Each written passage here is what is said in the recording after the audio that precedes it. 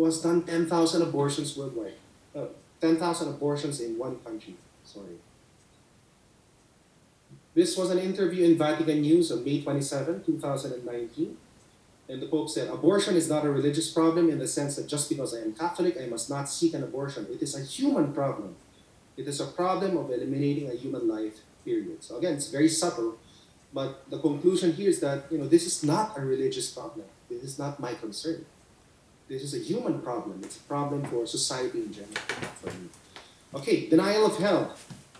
Jesus said in the Book of Truth, very soon, hell will be formally declared as a place which does not exist. Souls will be told that all of God's children, once they live reasonable and dignified lives, irrespective as to whether they believe in God or not, will be given eternal life. But this will be a lie. There is no return from hell. It is for eternity. Any man who tells you in my name that hell does not exist has no interest in helping you to save your soul. This is the kernel of the new, soon-to-be introduced doctrine which we will be forced to swallow. This is when you will be tricked into neglecting to prepare your soul for the great day of the Lord when I come to claim you as mine. In Amoris Laetitia, number 297, this is what was written there. It is a matter of reaching out to everyone, of needing to help each person find his or her proper way of participating in the celestial community and thus to experience being touched by an unmerited, unconditional, and gratuitous mercy. No one can be condemned forever because that is not the logic of the gospel. No one can be condemned forever. Is that true? That's not true. People who die in mortal sin are condemned forever. Archbishop Victor Fernandez, who is the ghostwriter of Amoris Laetitia, has been quoted before saying that he firmly believes upon the truth that all are saved. So he's saying that no one goes to hell. Now, this is another incredible interview that appeared in La Repubblica against Scalfari. So here, Scalfari has said that the Pope has abolished heaven, hell, and purgatory. So this was initially published in Italy, and then from there it has been republished all over the world, covered by mainstream media. And I quote Scalfari, Pope Francis has abolished the places where souls were supposed to go after death, hell, purgatory, and heaven. And again, no denial, no correction. In a November 6, 2016 Midday Angelus address, this was said, the children of heaven and resurrection are not a privileged few, but they are all men and all women, because the salvation brought by Jesus is for everyone. So if you read the entire context of this, it's really all about saying that everyone can go to heaven. And if you research the news, this became the headline. Everyone goes to heaven. This was published in La Stampa on December 31, 2013. Never fear the final judgment, because Christ will always be at our side. That's not correct, because in the final judgment, the Lord will judge us according to our deeds. Correct? This appeared quite recently, April 8, 2020, in time for Holy Week, in fact. Here it was said that the Pope was quoted as saying, I don't know if Judas is in hell. Jesus called him a friend. But then you contrast this in Matthew. The Son of Man goes as it is written of him. But woe to that man by whom the Son of Man is betrayed. It would have been better for that man if he had not been born. And if Judas is not in hell, think about it. If Judas, despite betraying the Son of Man, the Son of God himself, despite living with him for 3 years, is not in hell, then all of us can go to heaven. Imagine. If the ultimate betrayer of the Son of God is in heaven, then all of us can go to heaven. The cross will be changed. A new form of the cross will be introduced. The new atrocity will not be based on the simple cross. Instead, it will feature discreetly the head of the beast. I ask you to gather my most holy crosses now and keep them in your homes along with holy water. So I'm just going to share here several pictures. I'm not going to comment anymore. It's all self-explanatory. The one on the right is a picture that was taken in the World Youth Day in Brazil. Again, it's self-explanatory. This is a communist cross, so it combines the cross with a hammer and sickle, which is a symbol of communism. So that's Hugo Perez of Venezuela, a communist, giving to the Pope a gift, which is the hammer and sickle cross. Again, in the World Youth Day, you saw this, the LGBT cross. One world religion. So Jesus said, "You must be careful. You must adhere to the rules of my church on earth once they remain as they have been and are not changed." And this was addressed to priests. And if there are priests online, I do hope you listen to these words of Jesus. "Do not feel disheartened, for you have been enriched with the gift of the Holy Spirit. When you are asked to deny me, it will be done in a subtle but deadly way. You will be asked to embrace the doctrine of all religions outside of Christianity. You will be told that this is for the good of all and that this new, all-inclusive approach is a means to an end where humanity can finally be united through peaceful means. All religions, creeds, faiths, and doctrines which honor my Father but which do not acknowledge me, Jesus Christ, will be taken under the wing of the anti-pope.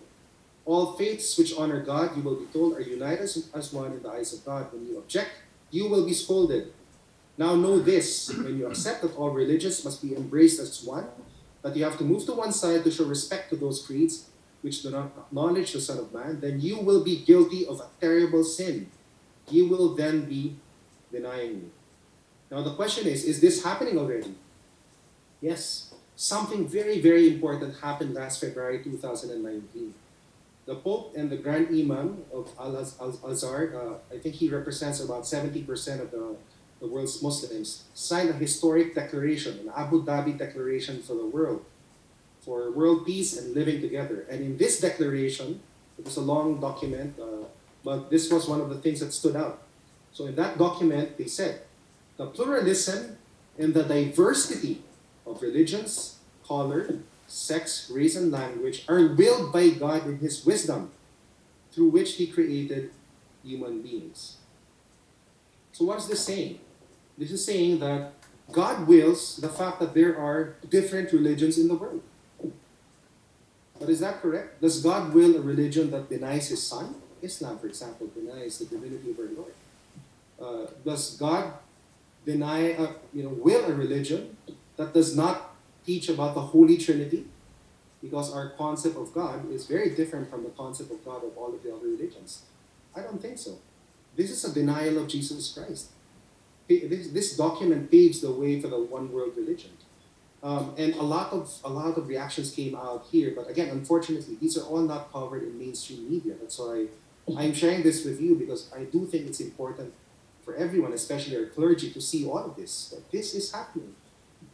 The Swiss Bishop Marian Elegante said, "The unique and universal mediation of Jesus Christ is eclipsed in the declaration." He's saying that that declaration signed by the Pope and the Imam is a denial of Jesus as mediator. And he's not the only one who said this. Again, you can research. So many others have gone against this declaration. Now we go to the final part. I think this was something very grave that happened in the Vatican very lately. Something very, very, very dangerous for us, and it's really very grave. And I just want to go back here and quote here first what our Lord said in Exodus. "I am the Lord your God. You shall not have other gods beside me. You shall not make for yourself an idol or a likeness of anything in the heavens above or in the earth below or in the waters beneath the earth. You shall not bow down before them or serve them." That's a very clear command, right? This is what Jesus said on November 15, 2014. "The day you pay homage to false gods under my roof will be the day I will storm my temple and destroy all within it. Pagans who shun the truth will enter my house, where they will be welcomed with open arms. You will be told that you must show love for all of God's children, to keep silent those who might oppose them. Very few people will defend me, Jesus Christ, and those who will dare to object to these blasphemous ceremonies, which will be held on the same altars used to house my most Holy Eucharist, will be silenced." So remember this and this as I share with you the images next. This is another message from Jesus on May 18, 2014. "Those who do not accept me because they do not believe in who I am will be welcomed into my home. In time, they will use my home to honor pagan gods as a mark of respect, which the world will be told is only fair. Christians will be told that God would expect them to welcome non-believers into the church, that some practices which honor me will have to be adapted, so as not to cause offense to these visitors." This is the Pachamama statue that was officially honored in the Vatican during the Amazon Synod. of October 2019. This is not our Blessed Mother, obviously. This is a pagan statue. In the opening ceremony, so what happened in the opening ceremony of the Amazon Synod? There was a blessing. Okay, there was a tree planting ceremony, and the Pachamama statue was featured there, and I will go through the images one by one. So you can see there the Pachamama statue in front of the Pope and a lot of other cardinals. In fact, some members of our own clergy were there. Yeah, so I don't need to say this, but some cardinals from our own land was actually in this ceremony. And you can see here the cardinals all standing up. There was no cross at all here. There was no statue of the Blessed Mother, only the Pachamama statue. The ceremony began with a tree planting ritual which was presided over by a shaman. So the shaman was interviewed and she did admit that she was a shaman. So the shaman led the community in prayer, quote unquote, in front of the pagan Pachamama statue. There were a lot of bowing down, so they were praying, they were bowing down in front of the statue and in front of the soil. The Pachamama statue represents Mother Earth. So this is again part of it's a false religion, the deification of creation. There's lots of bowing down to Mother Earth. And again, I would encourage you to look closely at this image. There's lots of bowing down to Mother Earth, not just from the person on the ground, but other people as well in the photo. Why would you bow down in front of the earth, even discreetly tilt your head with respect? So there were lots of bowing down in prayer, not in front of Jesus Christ, but before the Pachamama idol. After their prayer, the shaman and her assistant walked over to the Pope, and again, this was all covered on media. Carrying the Pachamama statue, the Pope proceeded to bless the shaman, who likewise gave the Holy Father a blessing. So they blessed each other. And the smiling Pope receives the pagan Pachamama statue of the Vatican Gardens and blessed it. That's not all. So this was the opening. Now on the day of the Synod itself, and you can see here a screenshot of it, the opening ceremony of the works of the Special Assembly of the Synod of Bishops, the Pachamama is welcome to St. Peter's Basilica. Now the Pachamama statue was carried by the cardinals themselves. Let this image sink in. There is something wrong with this image, something grievously wrong. And the statue was carried in procession inside St. Peter's Basilica. Can you imagine? So that same statue, that's not Our Lady, that's not Jesus Christ. It was carried in procession. And the statue was welcomed by the Pope himself at the entrance of St. Peter's Basilica. And after that, the statue went inside St. Peter's Basilica, and I think eventually it made its way to the tomb of St. Peter himself. So the Pachamama statue likewise made its way inside the Basilica. You can see here photos of cardinals praying in front of the Pachamama statue. Not in front of the crucifix, but in front of this statue. And in the Synod Assembly itself, all throughout their assembly, notice the picture. There's no cross. There's no image of our Blessed Mother. There's only one statue. And it's right in front of the cardinals. It's right in front of the Pope. It's the Pachamama statue. It's there, right at the center. It was also displayed in the Santa Maria in Transportina Church. So in a sense, it replaced the tabernacle. So this is how the church looked like. It replaced the tabernacle as the focal point in various churches around the Vatican during the Amazon Synod. This is how it looked like. There was an investigative reporter who interviewed a volunteer in Santa Maria Church, and he asked her, "What does this statue mean?" And the volunteer said that this is Mother Nature, who cares for life, who gives nourishment to life. And then all over the Vatican grounds, the statue was prominently displayed. A lot of people got concerned. There was one person, a brave Catholic, who went inside Santa Maria, the church, stole the statue, and threw it in the Tiber River. And this appeared in the news. And on October 25, 2019, the Pope talked to his assembly of cardinals, the entire assembly of cardinals, and he apologized for this act, for the act of the theft. And he apologized for the fact that the Pachamama statues, and he called them Pachamama statues, were stolen. And then he said, but there's good news. We have found the statues. The police have retrieved the statues. And the statues made its way back to the Vatican. And there was a lot of reaction from various loyal bishops. So Bishop Schneider said, Pachamama was worshipped in the Vatican. And he said, Catholics cannot accept any pagan worship nor any syncretism between pagan beliefs and practices and those of the Catholic Church. The acts of worship of kindling a light, of bowing, of prostrating, or profoundly bowing to the ground and dancing before an unclothed female statue, which represents neither Our Lady nor a canonized saint of the Church, violates the first commandment of God. There was this Mexican priest, and you can search for him in YouTube, Father Hugo Valdemar. He held a Pachamama burning ceremony. He exorcised the Pachamama image. This is what he said, Father Hugo Valdemar. So he burned the image and he exorcised it and he said a prayer and he videoed himself. He said, a friend exorcist says that this idol, the Pachamama, is actually the figure of the Antichrist. Let that sink in. This is a figure of the Antichrist. He was paraded in the Vatican. He was worshipped in the Vatican. In fact, Bishop Schneider called it the abomination of desolation in the Vatican. It is a blasphemy entirety of Mary. Pachamama is pregnant but carries the Antichrist to give birth to him in the Masonic Church, to destroy the sacraments, which is to return to idolatry and superstition. Several exorcists called for a day of reparation on December 6, fasting, prayer, and reparation. And this is what they said in their statement, which they distributed worldwide. We are encouraging all Catholics who recognize the evil of the events to join us in a day of prayer and penance on December 6th for the purpose of driving out any diabolic influence within the Church that has been gained as a result of these recent events. And again, look at the timeline. Pachamama was enthroned in the Vatican in October. What happened after that? The COVID virus erupted. Right after that, just a few months after that. And the world went into lockdown. Almost the whole world deprived of the Mass.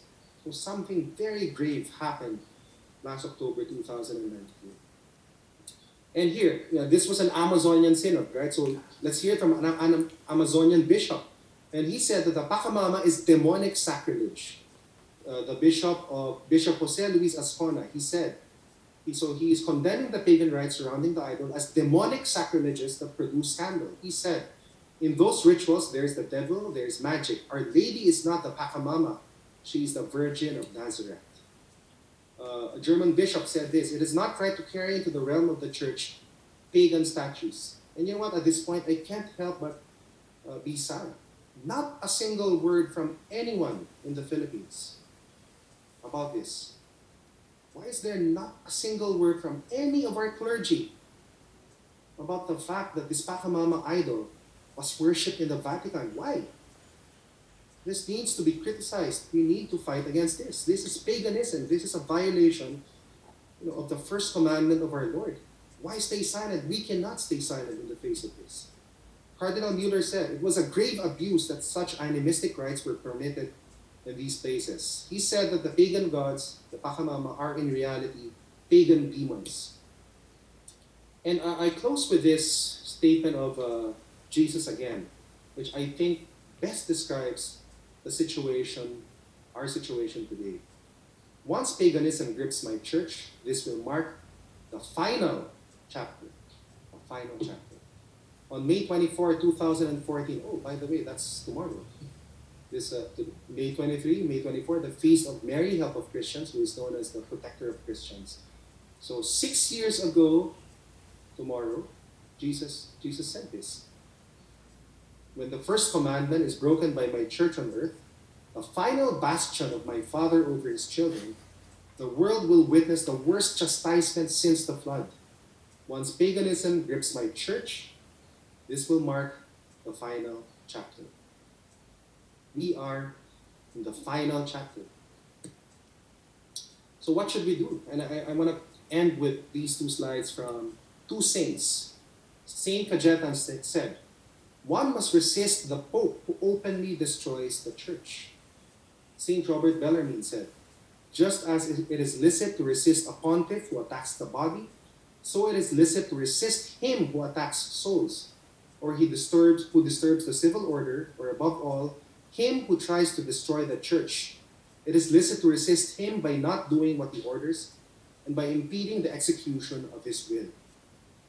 We are way past the time when we should cover our eyes and pretend and deny that all of these things are happening. We are way past that. All the evidence is here. And it's time for us as a church in the Philippines to really call this out, share this information with all the clergy so that they will open their eyes and see what is truly happening in our church.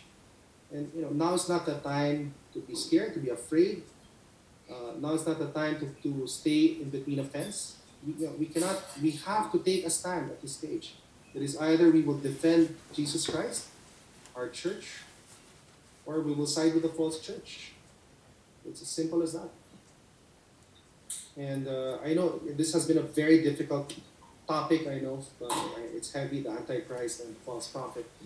But we are living in those times. And I hope you saw from my presentation that there's a lot of evidence to show that the prophecies that have been foretold in the Book of Truth have happened. These are prophecies that have been fulfilled. Prophecy is has unfolded in front of our eyes. And I know that for many people, the prophecy on the false pope and the false prophet is one of the hardest things to accept about the Book of Truth. I know of a lot of people who resist the Book of Truth because of this. But for me, actually, it is also one of the biggest proofs of the Book of Truth. The Book of Truth is the only revelation who has called out the next pope after Benedict as the false prophet. And all of this has happened. So we have to wake up, open our eyes to the reality, and fight as a Filipino people, and pray, more importantly. And with that, thank you for your time. Joseph, if you have any closing words, that would be great as well.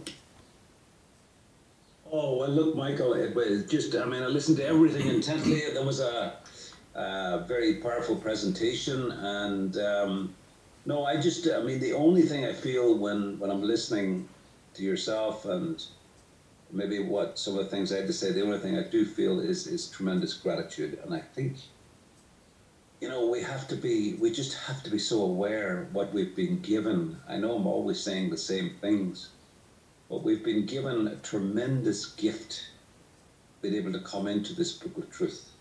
We've been given tremendous vision to see what is happening, courageous vision to see what's happening in the world before our eyes. We have the words of the Lord who clearly prophesies all these things through Maria Divine Mercy. We have all the sacramentals we've received. We have the promises of invisibility against the enemy.